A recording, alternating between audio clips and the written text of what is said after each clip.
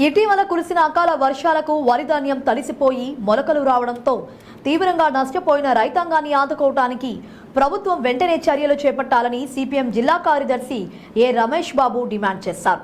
Party కార్యాలయంలో ఆయన మాట్లాడుతూ ఆరుగాలం కష్టపడి పండించిన పంట చేతికొచ్చిన సమయానికి నష్టపోవడంతో రైతులు తీవ్ర ఆవేదనకు గురవుతున్నారని ఆయన పేర్కొన్నారు.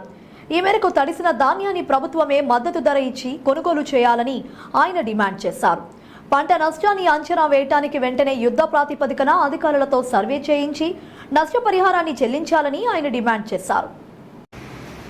ఇటీవల అకాల వర్షాలకు తడిసిన ధాన్యం ఈరోజు కళ్ళాల్లో మొలకలెత్తుతున్నటువంటి పరిస్థితి ఉన్నది. ఈ తడిసిన ధాన్యాన్ని ప్రభుత్వం వెంటనే మద్దతు ధరకు కొనుగోలు చేయాలని, అట్లాగే ఈ అకాల వర్షాలకు నష్టపోయిన పంటకు వెంటనే నష్టపరిహారాన్ని చెల్లించడానికి అధికారులను పంపి సర్వేలు నిర్వహించి నష్టపరిహారం చెల్లించాలని సిపిఎం పార్టీగా డిమాండ్ చేస్తూ ఉన్నాం. ప్రధానంగా రైతాంగం ఆరుకాలం కష్టపడి పండించినటువంటి పంట చేతికొచ్చిన సందర్భంలో ఈ అకాల వర్షాలకి తీవ్రంగా నష్టపోవటం జరిగింది. అదేవిధంగా రాబోయే ఈ పంటలకు సంబంధించినటువంటి రుణాలని కూడా ప్రభుత్వం మంజూరు చేయాలనేటువంటిది డిమాండ్ చేస్తూ ఉన్నాం.